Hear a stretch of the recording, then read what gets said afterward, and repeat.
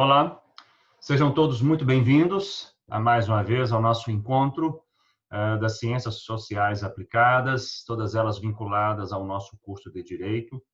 Hoje nós vamos ter uma aula relacionada à globalização e à política internacional.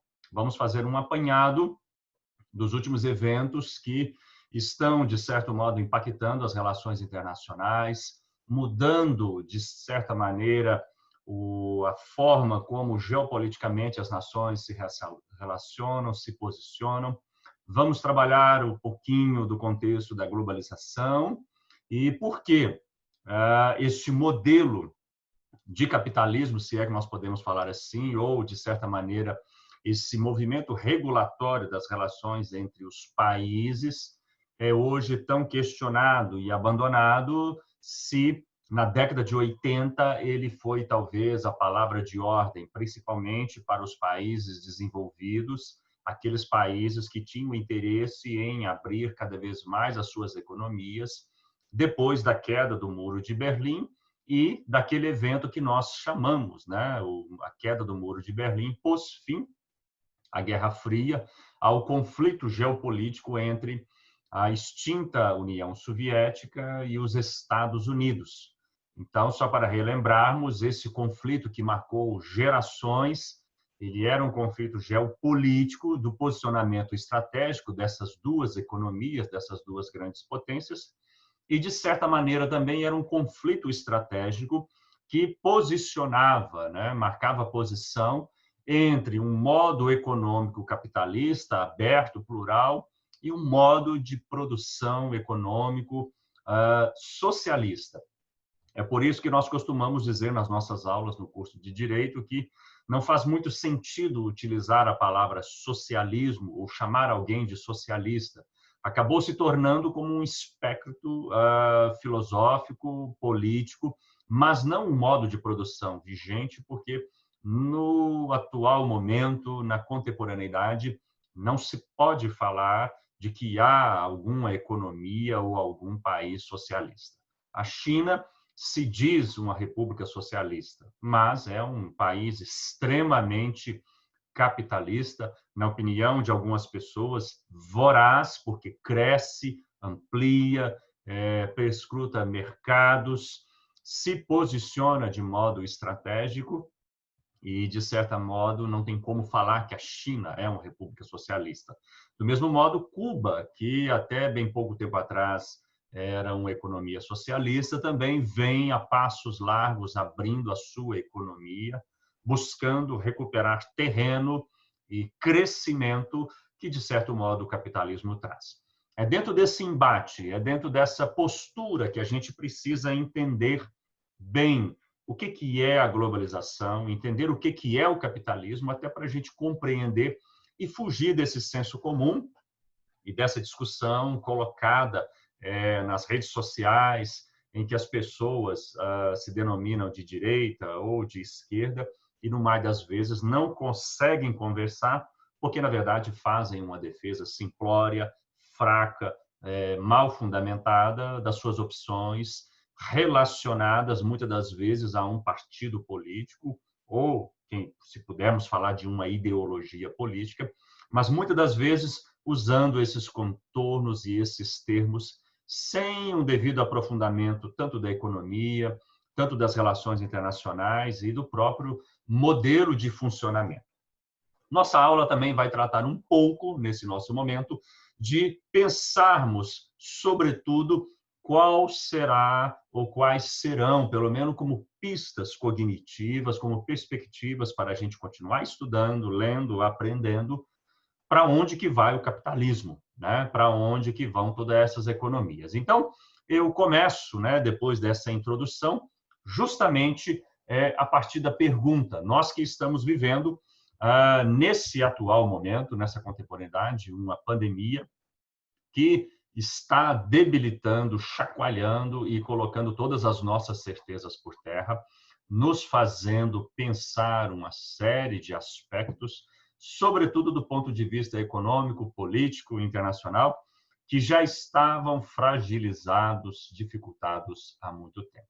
Então, acho que a primeira postura que nós devemos ter é justamente de nos perguntar, né, dentro desse espectro, né, dentro dessa possibilidade que nós estamos verificando na política e na economia, como que nós podemos justamente compreender a posição geoestratégica das nações, como que o nosso país se coloca e, principalmente, para onde que vai o mundo, né?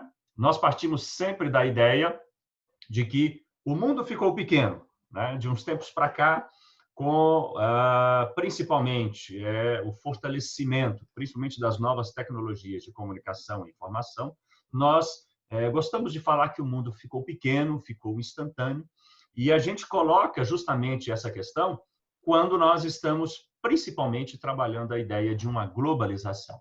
Se a partir dos anos 80 nós falamos de globalização, esse conceito precisa hoje estar colocado justamente dentro, talvez, do ápice que a globalização chegou, com a transformação das operações, né, que podem ser feitas a partir das novas tecnologias. Operações de mercado, operações de compra, operações de bolsas de valores. Então, o mundo hoje é instantâneo, o mundo é pequeno. Mas antes da gente entrar em globalização, a gente precisa, pelo menos, entender que, de certo modo, nós estamos justamente no momento em que se questiona o futuro da globalização, mas de forma mais ampla, como já foi aventado pela Organização Mundial do Comércio, questiona-se justamente o futuro do capitalismo, ou o modo como nós conhecemos, o modo de produção capitalista, tal qual ele está hoje, precisa de alguma reforma, de alguma maneira serem reinventado. Então, vamos voltar na história e verificar que esse modo de produção, na verdade, ele já está na sua terceira acepção, né? Começou ali com o capitalismo comercial ou mercantil, né? Como alguns gostam de chamar de pré-capitalismo, numa fase que vai do século XV ao século XVIII. Então, imagine as navegações, imagine o surgimento da burguesia, com essas navegações e esses fluxos, né, principalmente inaugurados das relações comerciais com a Índia e a busca, né, dos países europeus pelas especiarias na China. Esse capitalismo ele passa por uma nova reinvenção ou uma transformação ou uma mudança de paradigma, se você preferir, a partir dos séculos XVIII e XIX, com a Revolução Industrial. Tem-se, a partir daí, um acúmulo de mercadorias produzidas em grande escala, tornada a preços acessíveis e que vai justamente nesse momento dar início ao consumo, ao fenômeno do consumo que nós conhecemos hoje, ou a massificação do consumo. Até para entendermos um pouco de como que é esse capitalismo e como que nós nos inserimos nele. A partir do século XX, nós temos um capitalismo que é financeiro ou monopolista. A ideia de grandes corporações financeiras, a ideia de agregar valor, principalmente quando uma empresa abre capital na Bolsa de Valores, fez surgir esse capitalismo. Mais recentemente, dentro da globalização, a gente pode colocar que a gente vive num capitalismo também financeiro, mas globalizado, né? O que é isso dizer, né? O que isso significa? Um capitalismo globalizado é um capitalismo que não tem fronteiras, que foi justamente alardeado, né, pela Europa, principalmente o Reino Unido e Estados Unidos a partir da década de 80, quando o mote da época era: abram as suas economias. Todos os países foram chamados para abrir suas economias para esse novo momento do capitalismo. O que nós vivemos hoje é uma pergunta que foi colocada lá na Organização Mundial do Comércio, que até bem pouco tempo atrás era presidida por esse brasileiro, que, diga-se de passagem, renunciou por pressão dos Estados Unidos, né? Numa entrevista, Roberto Azevedo, ele disse que todos os países membros da Organização Mundial do Comércio, eles concordam, eles entendem, naquela época, né, vamos pensar o ano passado, 2019, que o capitalismo tal qual nós o vivenciamos nessa época precisa ser reformado. Ou seja, há enormes dificuldades trazidas pelo avanço da globalização, dificuldades com problemas de alfândega, protecionismo, blocos surgindo como o Mercosul, determinados blocos como o Mercado Comum Europeu, a Europa, que agora recentemente teve, né, o desligamento do Reino Unido, o próprio Estados Unidos, que foi o grande assim patrocinador da globalização, hoje ele é um defensor do protecionismo, ele prega justamente o contrário contra a globalização. E justamente, né, os entrevistadores perguntaram, olha, se todos vocês concordam que tem que reformar o capitalismo, ótimo, mas o que precisa ser feito? A resposta é muito interessante.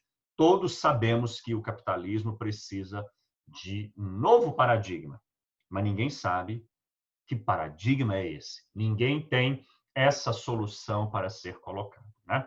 Então, o que é curioso que a gente tem que começar a pensar agora e que vai justamente impactar essas incertezas que vão sendo colocadas das relações entre os países, das dificuldades entre justamente os países exportar seus produtos, importar produtos, a questão da tecnologia, que principalmente no caso do Brasil, nosso país tem dificuldade de acompanhar a corrida tecnológica, está dentro de um bojo maior de um grande cenário de incertezas, né?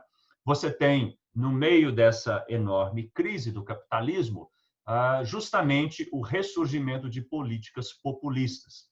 Se todos têm certeza que há uma crise, faz-se uma porta muito grande para propostas que nós chamamos de populistas ou messiânicas. Você faz um discurso, você diz que vai salvar a pátria, você diz que tem a solução, você diz que vai fechar o país e vai fazer o país ser grande, e isso atrai uma grande parcela da população frustrada, enfraquecida e empobrecida economicamente. As guerras comerciais, que são o grande problema que a Organização Mundial do Comércio não tem tido mais sucesso em lidar com essas guerras, as barreiras comerciais tarifárias que vão se levantando. Vocês devem lembrar aí as dificuldades muito crescentes entre os Estados Unidos e China, vamos falar daqui a pouco. O fechamento de fronteiras, vide de passagem uma crise migratória enorme que nós vimos nos últimos anos, e os fracassos de acordos multilaterais ou bilaterais. Aqui cabe uma questão muito curiosa.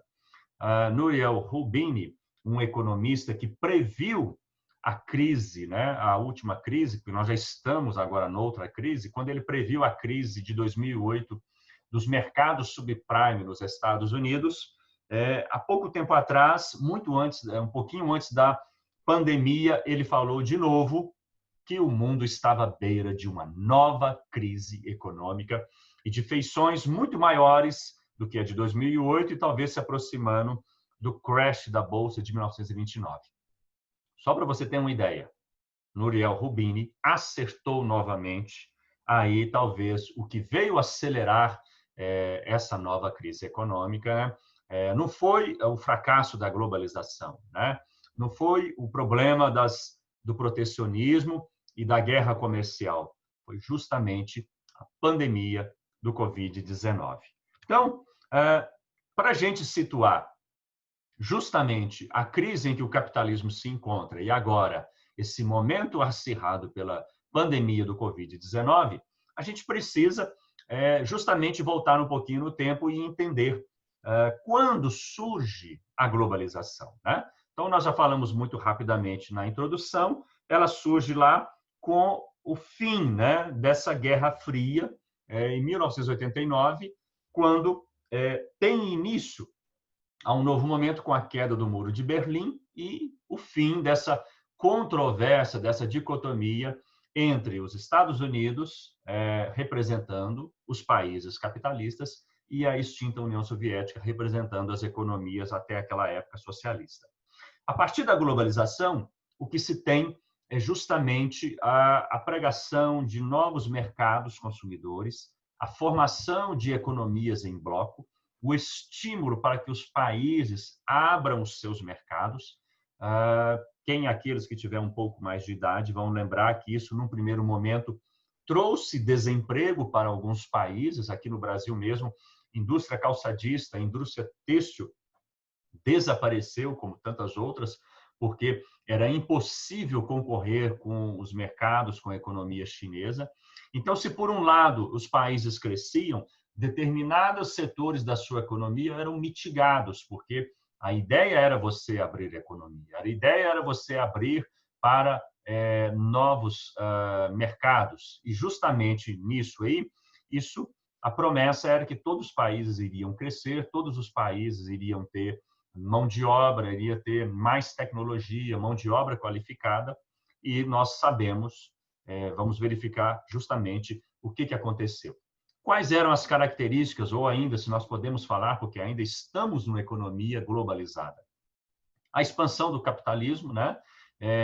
Justamente modificando a economia, política e cultura, porque todos os países se adaptam para esse modelo globalizante, para esse modelo capitalista. É uma globalização econômica, porque há um conjunto de mudanças na produção de riquezas, relações de trabalho, o papel do Estado, né, que tem que justamente ser o motor dessas relações e desses acordos bilaterais, e a facilitação do fluxo de pessoas, do dinheiro e das informações, né? Isso também vai fazer com que as empresas aumentem a sua capacidade produtiva.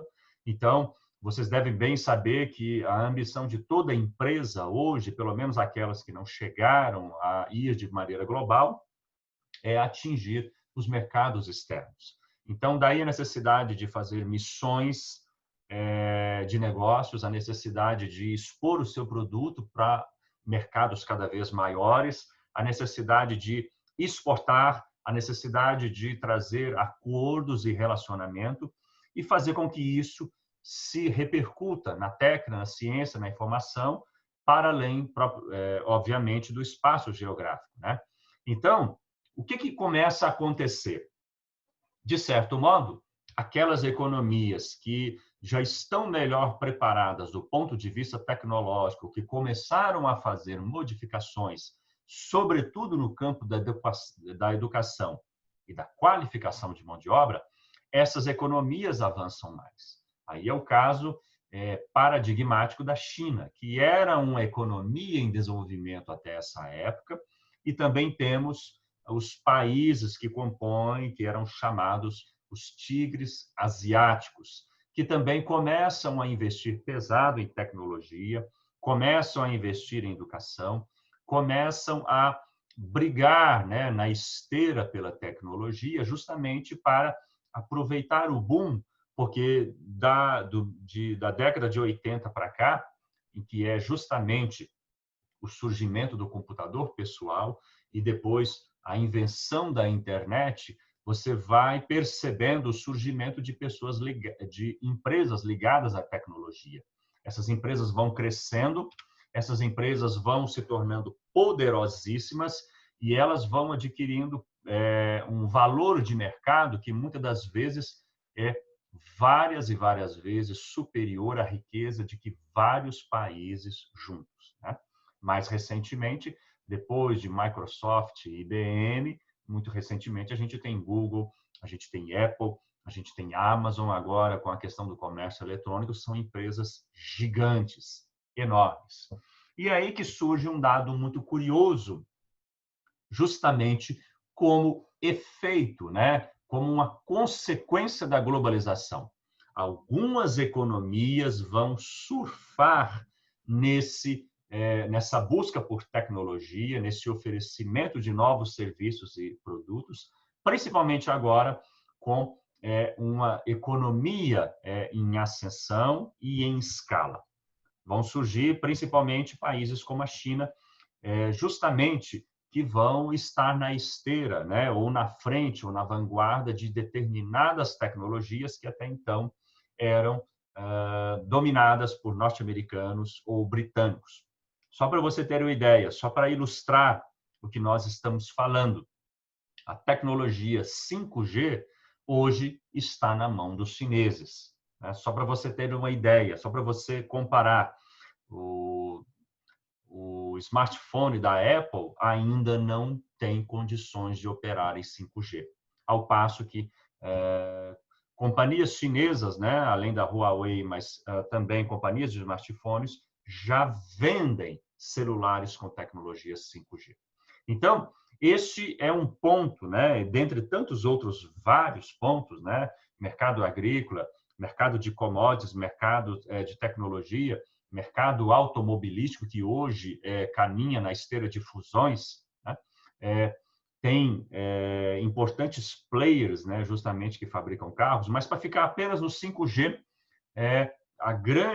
o grande confronto entre China e Estados Unidos está justamente no domínio dessa tecnologia. A China já deu uma largada à frente e os Estados Unidos estão, se eu puder usar essa palavra, trabalhando desesperadamente para impedir que as empresas norte-americanas venham a utilizar insumos da gigante chinesa Huawei. Então, você imagina aí justamente como que o mundo geopolítico de anos para cá, justamente por causa da globalização, ele vem mudando, né, de espaços e dando poder e avanço para muitas economias que estavam em desenvolvimento. O próprio Brasil mesmo é um país que, de certa forma, se não domina a tecnologia, se não está na vanguarda das economias mundiais, é um dos países que cresceu grandemente a sua economia com a globalização. A partir disso, então, nós vamos ter inúmeros confrontos, né? Principalmente que vão tentando pontuar essas questões. Nós tivemos uma reunião do ano passado do G7, que é um grupo formado pelos países de economias desenvolvidas, Alemanha, Canadá, Estados Unidos, França, Itália, Japão e Reino Unido. Observe que a China não está aqui. A China tem um PIB, né? A China tem uma importância econômica maior do que muitos desses países que estão aqui no G7, à exceção, obviamente, dos Estados Unidos. Um dos motivos dessa reunião é justamente as discussões que têm sido feitas recentemente sobre como que esses países conseguem se reposicionar e conter o avanço da China. Um outro dado que é justamente na esteira desse movimento que nós estamos vivendo agora, que é antiglobalização, ou seja, aquilo que foi pregado, aquilo que foi proposto, né? Justamente no final da década de 80, hoje, Estados Unidos e principalmente Reino Unido são economias que pregam justamente a saída, né, ou a não continuidade da globalização. E é muito claro, né, justamente pelo exemplo que nós acabamos de colocar. Estes países querem fechar suas economias, esses países querem barrar o avanço da China e de outras nações. Por quê? Boa parte das empresas norte-americanas e britânicas tem perdido espaço a muitas empresas e produtos chineses, tanto nos Estados Unidos quanto no Reino Unido. E aí que foi talvez a grande discussão travada ao longo de 2019, foi quando o Reino Unido ficou dividido, a população, num enorme plebiscito, votou as pessoas que queriam, né, a saída, o Brexit, né, a saída do Reino Unido da União Europeia. Essas pessoas se tornaram vitoriosas, né, o movimento dos separatistas tornou-se vencedor, mas não havia consenso ou uma certa segurança do que aconteceria com a economia do Reino Unido. Era uma saída, mas mesmo assim uma saída em desespero, porque não se tinha, como não se tem até hoje, justamente a certeza. O Reino Unido vai continuar forte, vai conseguir manter os acordos que tinha até então, quando estava no bloco da União Europeia? Essas perguntas não conseguiram responder. O plebiscito durou ao longo do ano inteiro. O Reino Unido tinha que sair através de um ultimato da União Europeia em 31 de outubro, pediu um adiamento do prazo para discutir, para convencer a população. Isso se estendeu até 31 de janeiro. E então, oficialmente, desde essa época, o Reino Unido está fora da União Europeia. Se vai se sair bem, se vai se mostrar bem, é coisa que somente o tempo vai dizer. Então, é muito curioso a gente começar a reparar, até porque o economista previu uma crise.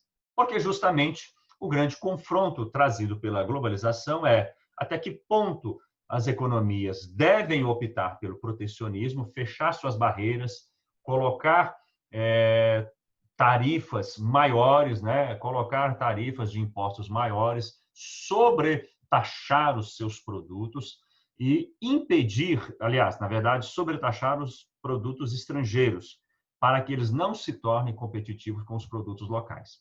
Ou se a ideia de continuar pregando um mercado livre, um mercado comum, um mercado aberto, todas as economias livres. Vale a pena você pensar, né, justamente num postulado aqui que é muito alardeado pelo liberalismo e pela teoria liberal econômica, que é aquela coisa da mão invisível do mercado, né?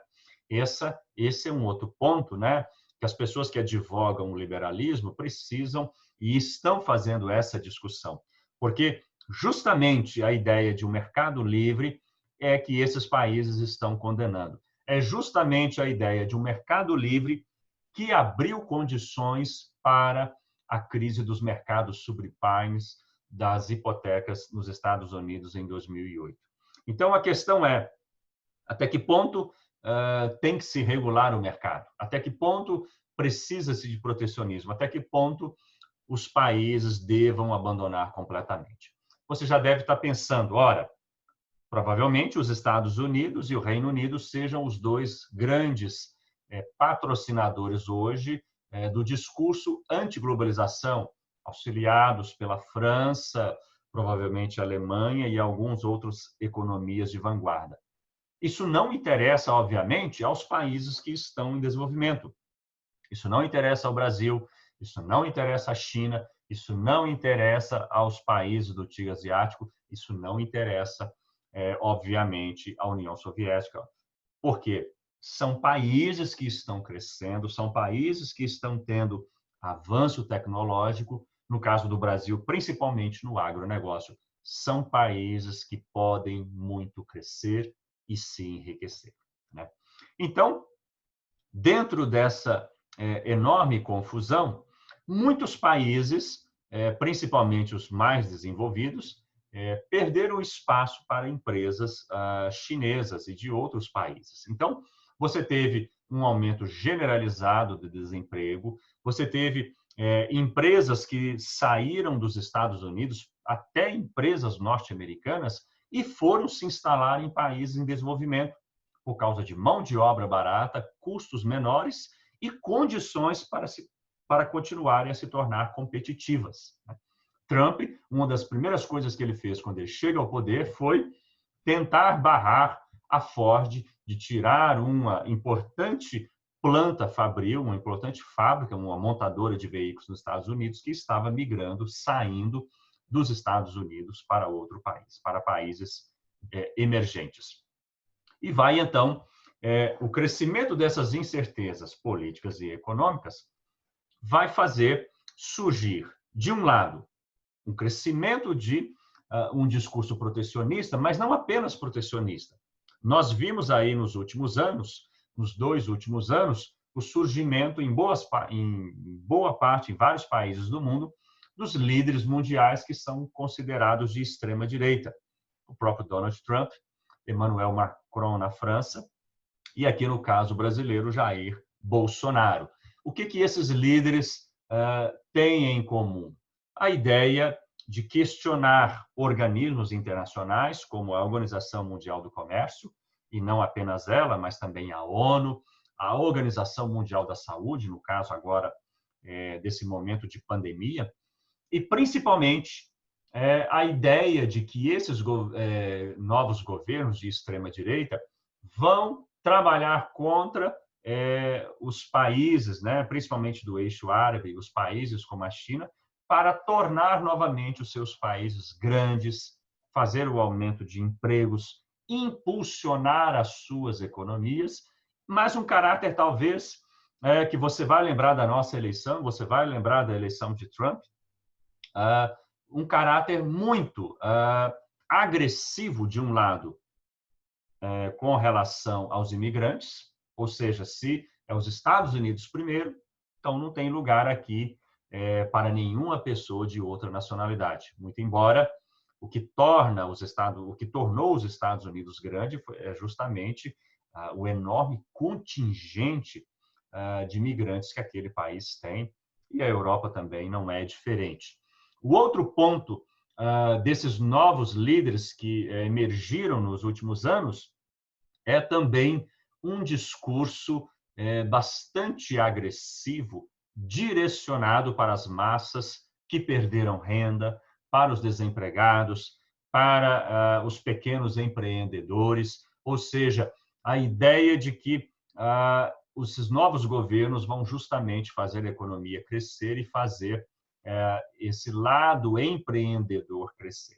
Então, todos nós lembramos aqui, principalmente no nosso caso com o Bolsonaro, mas é bastante conhecido Trump, Macron e em outros. Nós tivemos também casos também como Zapatero, na Espanha, e aqui na Argentina tínhamos até bem pouco tempo atrás também um governo de extrema direita. Mas como a crise chegou primeiro na Argentina, lá esse governo de extrema direita não conseguiu se reeleger, né? Ele não conseguiu se reeleger e deu lugar novamente ao kirchnerismo ou à esquerda ali na Argentina. Bom, o que é importante tratar e pensar nesse novo bloco? E acho que talvez você que está aí me acompanhando já percebeu. Estes líderes têm um discurso, têm um alinhamento ideológico, eles comungam, talvez, de uma plataforma de extrema-direita muito comum, muito criticada também por outros setores da sociedade, mas essa comunhão ela vai até determinado ponto. Então, aqui eu quero apenas lembrar você, justamente, Emmanuel Macron, Jair Messias Bolsonaro, ambos de extrema-direita, se envolveram numa enorme controvérsia quando houve aquele incêndio de proporções gigantescas na Amazônia que nós tivemos há bem pouco tempo atrás. Foi ocorrer aquele incêndio, Emmanuel Macron pegou o discurso de proteção do meio ambiente, dizendo que o Brasil não era capaz, mas qual era justamente o real interesse de Emmanuel Macron? Fazer, atrapalhar o acordo que estava para ser selado de livre comércio entre a União Europeia e o Mercosul. Foi uma tentativa dele. Isso acabou não logrando, esse acordo que vinha sendo trabalhado há vários anos, foi assinado e ele está aí sendo trabalhado, colocado para funcionar. Leva tempo, mas esse acordo. No caso do Jair Bolsonaro também, a gente verifica o alinhamento dele ideológico com o Donald Trump, mas não podemos esquecer, não faz pouco mais de 15 dias, Donald Trump barrou completamente qualquer voo saindo do Brasil para os Estados Unidos. Ou seja, isso foi um baque, principalmente nas ações das companhias aéreas brasileiras, e é justamente um baque enorme. Ou seja, tem um alinhamento ideológico, são todos de extrema-direita, mas estes líderes, principalmente das economias desenvolvidas, eles vão sempre olhar os seus interesses primeiros. É como tem uma frase muito conhecida em relações internacionais no Reino Unido, O Império Britânico não tem amigos, o Império Britânico tem interesses. Bom, toda essa situação que estávamos vivendo até o finalzinho de 2019, por volta ali, praticamente ali 10 de janeiro, vamos colocar assim, o mundo foi pego de surpresa, o mundo que já vinha com problemas econômicos severos, retração econômica, diminuição do PIB, críticas à globalização, chegou aquilo que ironicamente, estão dizendo a partir de agora: a pandemia do Covid-19 acabou de colapsar, né, e colocar todas as economias numa situação devastadora. Estes efeitos, né, os efeitos concretos nas economias estão sendo pensados, planejados, mas é da ordem, talvez, aí, de uma retração gigantesca, ou seja, o economista estava totalmente certo na sua previsão de uma nova crise econômica de proporções gigantescas. E nós já sabemos, né, até pelos cálculos aqui agora, as projeções que falam entre 6% a 8% de retração no PIB do mundo inteiro. E aí as variações vão depender de cada país, vai depender de cada país lidando e reagindo à influência da Covid-19. Então, você tinha, só para a gente ir pontuando para você não perder a ideia, você tinha uma fragilidade, principalmente, da Organização Mundial do Comércio, uma dificuldade de vários países em manter os seus acordos bilaterais, uma crítica severa à globalização, o surgimento de governos de extrema-direita totalmente contrários à globalização, interessados em fortalecer suas economias, com um discurso voltado totalmente populista às massas, aos empobrecidos. E aí, isso tudo é impactado com a pandemia do Covid-19. E aí nós temos um agravamento da crise, uma situação maior de desemprego, né? Quantas pessoas no mundo inteiro estão desempregadas? Para você ter uma ideia, os Estados Unidos fala-se atualmente em quase 40 milhões de desempregados. No Brasil, você já vinha tendo um problema com a crise econômica que fez um contingente enorme de pessoas voltar para a linha de pobreza. Um contingente de pessoas que tinha chegado à classe C, ao primeiro estamento aí, né? A classe C, justamente as pessoas que saíram da D e E, as pessoas da pobreza e da extrema pobreza, começaram a ter um padrão de vida de pequena classe média baixa, essas pessoas voltaram e perderam emprego. Com a Covid-19, a gente tem visto queda da renda, um contingente de quase 100 milhões de pessoas dependendo de ajuda governamental e, para não, como se não bastasse, as incertezas de quando a economia vai ser reaquecida e, no nosso caso, principalmente o grande problema, quando é que nós teremos condições claras de reabrir a economia? Porque o que está acontecendo são movimentos tímidos, pontuais, no caso de setores como shopping center, de abertura em 4 horas, e setores como o aéreo e de turismo e lazer, nenhuma previsão de reabertura. E aí, se você ainda não se deu conta, né, de tanta dificuldade, nós temos os eventos que são, por assim dizer, críticos no sentido de estartar ou de fazer eclodir a insatisfação popular. Repare que havia um grande alinhamento em todos esses países com governos de extrema-direita. Mas o assassinato, né, a truculência policial lá em Minneapolis, 15 dias atrás, né, contra o cidadão negro George Floyd, fez desencadear, né, uma revolta que não ficou apenas em todos os Estados Unidos, mas agora está tomando proporções em praticamente todo o mundo. Ali nos Estados Unidos, o porquê? 40 milhões de desempregados, economia cambaleando, e as pessoas insatisfeitas, né, por milhares de pessoas mortas pela Covid-19, e justamente naquele país, a maioria negros e pobres, mais de 100 mil pessoas que perderam a vida ali nos Estados Unidos. Isso foi o catalisador de uma insatisfação enorme. E agora é preciso, né, começar a perceber que esse movimento está tomando o mundo inteiro, está fragilizando esses governos de extrema-direita, como no nosso caso aqui também está num momento muito difícil, e é o que talvez não se tem muito claro. Esses governos de direita, o próprio Trump, que está tendo um enorme aumento da sua rejeição, e outros líderes, e aqui como Jair Messias Bolsonaro, como é que esses líderes da extrema-direita vão conseguir se posicionar e chegar enfraquecidos ou fortalecidos, né? Não se sabe, justamente para as próximas eleições presidenciais.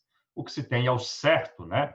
O que se tem muito claro é que a Covid-19 está causando, né, um enorme desgaste, uma enorme insatisfação popular, porque por mais que você injete dinheiro na economia, por mais que você tenha recursos, e aqui no caso brasileiro, esses recursos não existem, esses recursos, justamente, eles são muito, mas muito pequenos se comparado com os Estados Unidos, a Alemanha e países do bloco europeu. A ideia é o que está em jogo hoje? Já estava em jogo o capitalismo e a globalização. Está em jogo agora justamente a proposta de governos de extrema-direita que, principalmente pelo fato de se alinharem com uma política mais liberal, né? Isso vai variar de governo para governo, vão se alinhar com a tentativa justamente de fortalecer os setores da indústria, do comércio e de serviços, ou seja, há uma opção clara, uma ideia clara de fazer o mercado se fortalecer primeiro e, de leva o mercado mais fortalecido, não haveria necessidade de tantas políticas sociais. Era mercado aquecido para dar emprego à população, para melhorar justamente num círculo virtuoso, na opinião dessas posturas econômicas, para fazer a economia crescer e aumentar renda.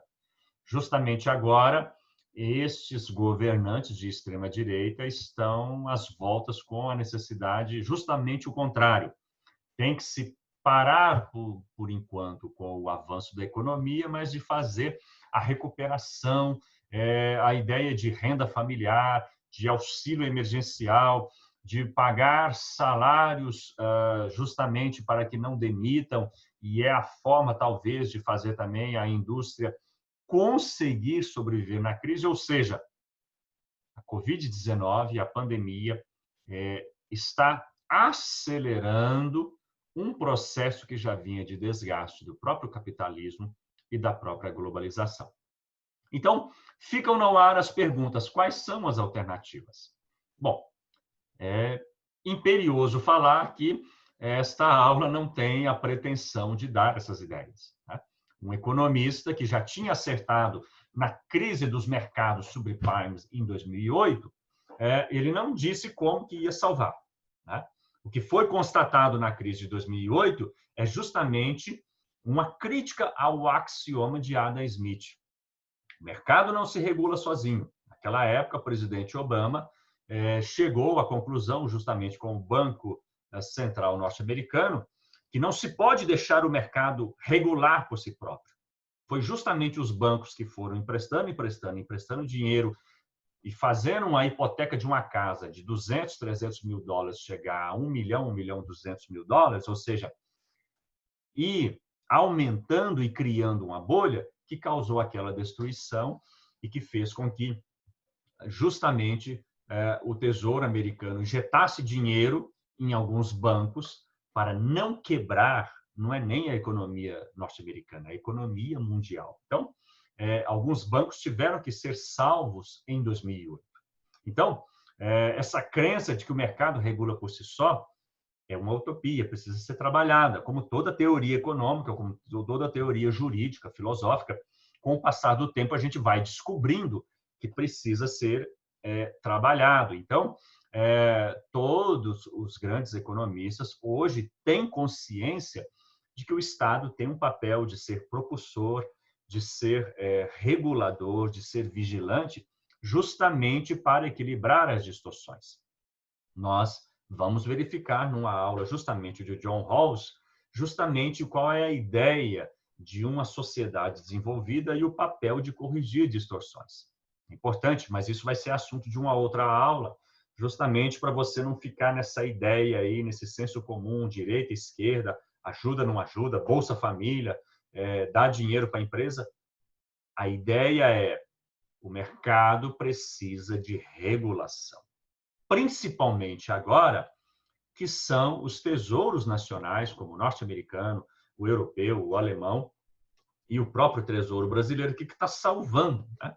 Esses R$ 600 que recentemente foi estendido para mais 2 parcelas, talvez um pouco menos, essa ajuda do governo e a ideia do governo em pensar numa espécie de renda mínima, que não é uma bandeira de governos de extrema direita, é a concepção de que você tem que enxergar pessoas que são invisíveis.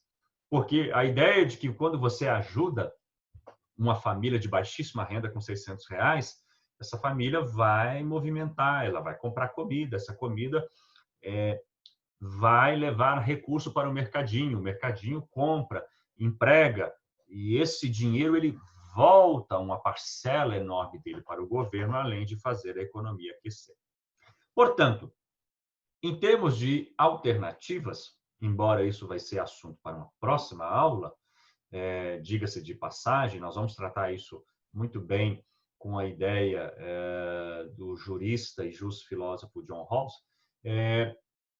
principalmente o que a gente precisa pensar é que todas as economias, o mundo inteiro precisa pensar na ideia de justamente equilibrar distorções, fortalecer os seus mercados, fortalecer a indústria, fortalecer a empresa, mas tem que se pensar com muito cuidado com aquelas pessoas que estão sistematicamente perdendo sua capacidade produtiva, principalmente com a questão do desemprego.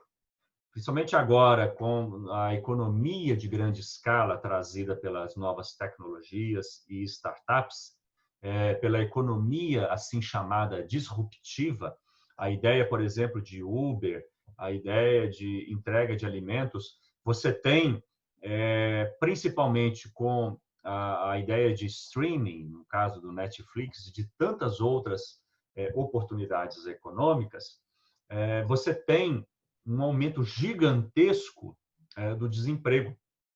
E todos os países e todas as economias precisam pensar em alternativas.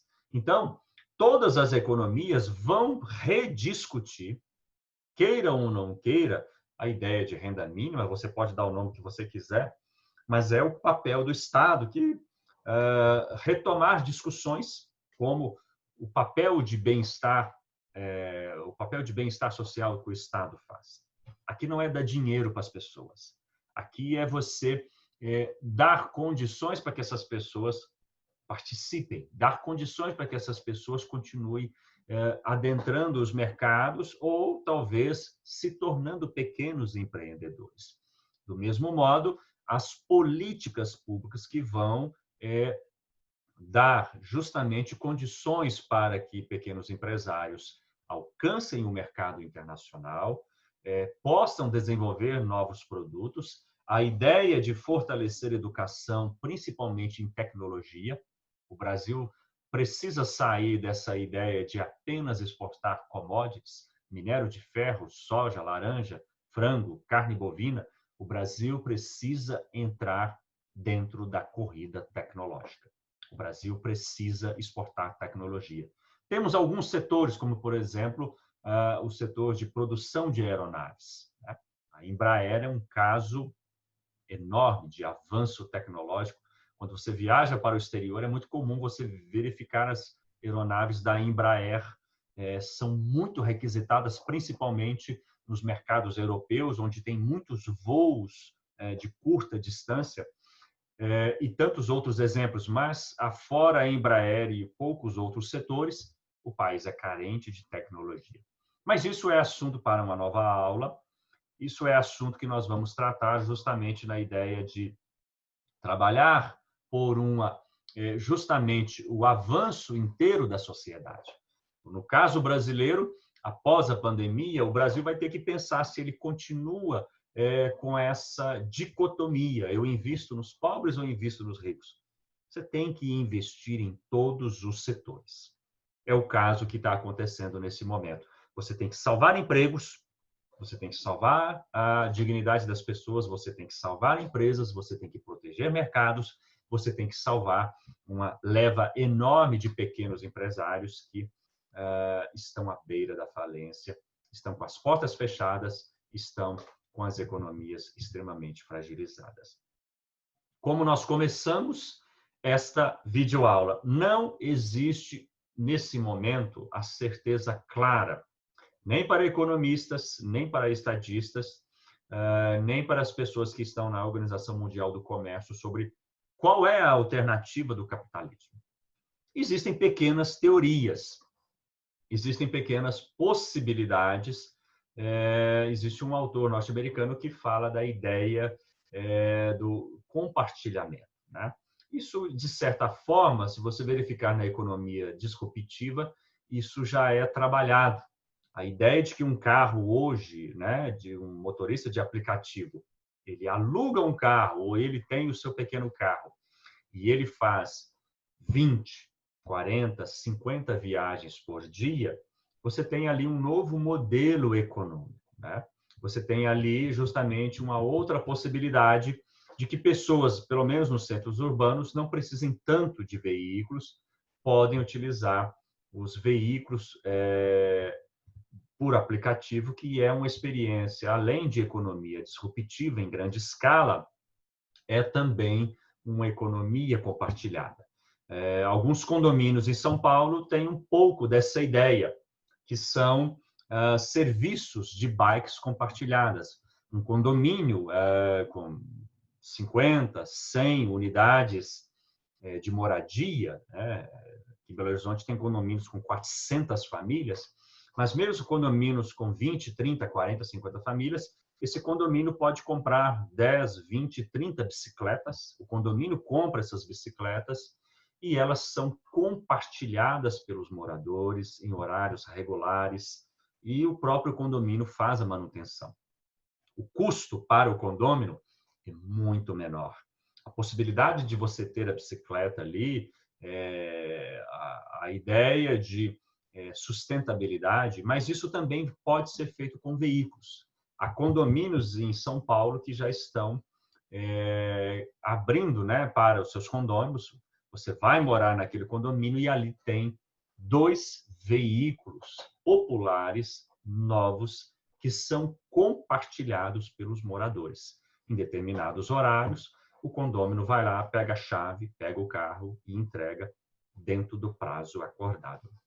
Isso é uma economia de partilha, isso é uma economia que traz redução de custos, os custos de aquisição do veículo, manutenção, depreciação, são todos minimizados e você tem ali a possibilidade de uma economia compartilhada. Enfim, são possibilidades que estão se colocando, né?